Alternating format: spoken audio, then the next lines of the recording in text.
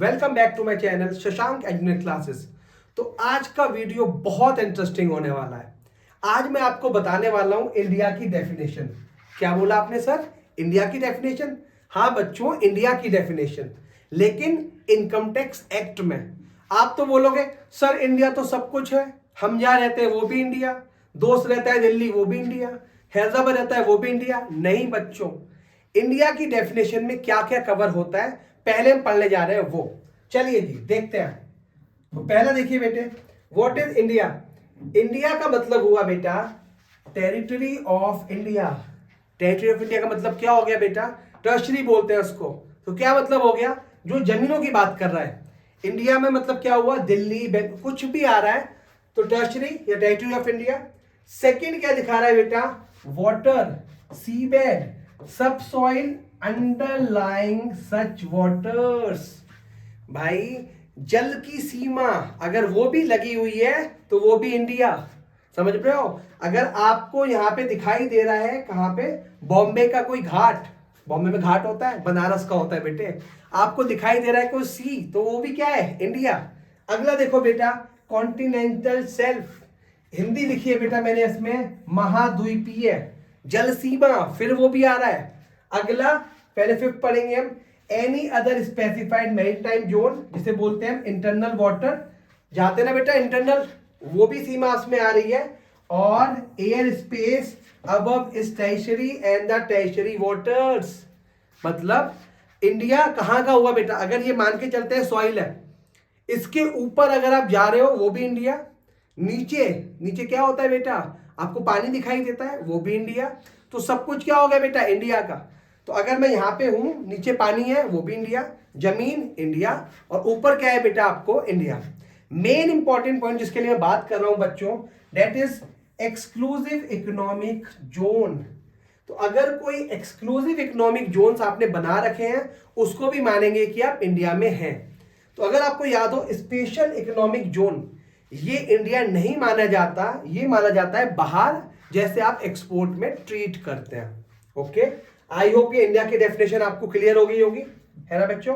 चलिए जी, अब हम जो नेक्स्ट करने जा रहे हैं बेटे, नेक्स्ट करने जा रहे हैं बेटे बहुत important topic, that is previous year and assessment year. अब आप टैक्स निकालना जान गए, कैसे टैक्स निकालते हैं आप। What is previous year? Previous year का मतलब होता है इनकम टैक्स में जिस ईयर में आपने इनकम कमाई, जिस ईयर में आपने इनकम जनरेट करी। जैसे अगर मैंने इनकम कराई इसी वाले अगस्त में, मैंने कोई इनकम कमाई, तो मेरे लिए प्रीवियस ईयर क्या होगा? प्रीवियस ईयर आपको याद रखना है बच्चों, प्रीवियस ईयर वो ईयर आपको होता है जिसमें आप इनकम कमाते हैं। And what is assessment year? Assessment year वो ईयर होता है जिसपे जो आपने इनकम कमाई थी उस पर टैक्स पे कर रहे हैं। पढ़ते हैं बच्चों, the term has been defined under section 29, assessment year की बात कर रहे हैं।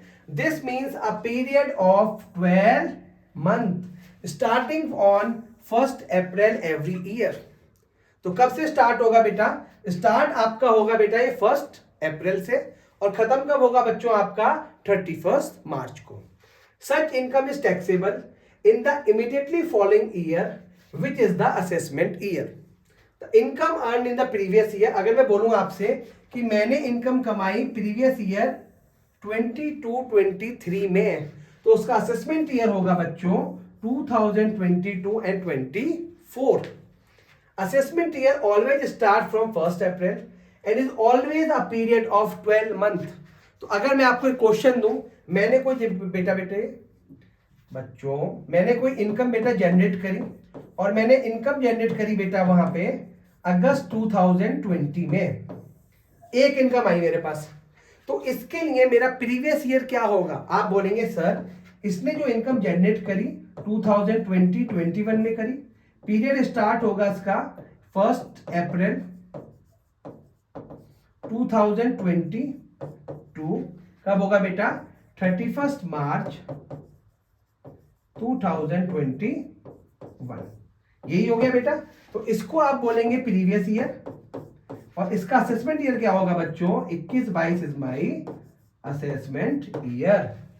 ओके, तो असेसमेंट ईयर कल कोई आपसे पूछिए सर असेसमेंट ईयर क्या होता है? असेसमेंट ईयर का मतलब होता है जब आप प्रीवियस इनकम जो आपने कमाई थी उसका आप टैक्स पे करते हैं। ठीक है बच्चों, अगला देखते हैं बेटे, what is my previous year. हम बहुत सारी बातें कर रहे थे। What is my previous year? Previous year का मतलब होता है अगेन द फाइनेंशियल ईयर जहां से आपका स्टार्ट हो रहा है। आपका income earn during the previous year is a taxable in the assessment year. तो यानी आपको ध्यान रखना है प्रीवियस ईयर का इनकम मतलब क्या होता है। प्रीवियस ईयर का मतलब होता है जिस ईयर में आप क्या करते हो बच्चों, इनकम अर्न करते हो। ठीक है, सिंपल तरीका मैं बताता हूं आपको। और कोई पूछे जी previous what is assessment year, इसका मतलब होता है जब आपकी इनकम का असेसमेंट होता है। क्या होता है बेटा? असेसमेंट। यानी जब इनकम आपकी क्या होती है बेटा, आपकी इनकम टैक्सेबल होती है या आपकी इनकम पे टैक्स दिया जाता है। अब आप मुझे बात बताइए, लेट्स से आपने कोई बिजनेस स्टार्ट करा 1 जुलाई को, ठीक है, तो उसके लिए मेरा प्रीवियस ईयर कब होगा? तो आपने ध्यान से देखा हो तो मैंने आपको बताया था असेसमेंट ईयर शुरू कब से होता है? 1 अप्रैल से, खत्म होता है 31 मार्च को। Same in the case of previous year. लेकिन अगर कोई बिजनेस का सेटअप स्टार्ट ही हमारा हुआ है 1 जुलाई को, तो आपके लिए प्रीवियस ईयर होगा जुलाई से लेके मार्च।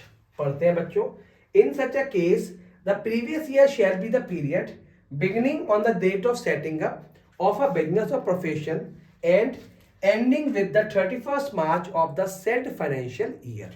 ठीक है, if source of income comes into existence in said financial year, then कब से स्टार्ट होगा बेटा? जब आपकी source of income comes into the existence and कब होगा बच्चों? आपका 31 मार्च को। छोटे से एग्जांपल दे रखे बेटा मैंने, दिखाइए आपको समझ आते नहीं आते। पहला, the A is running business from 1993 onwards, determine the previous year for the assessment year 23-24। तो अगर आप 23-24 के लिए जानना चाहते हैं इसका प्रीवियस ईयर, तो प्रीवियस ईयर होगा बेटा 22-23। क्या होगा बच्चों?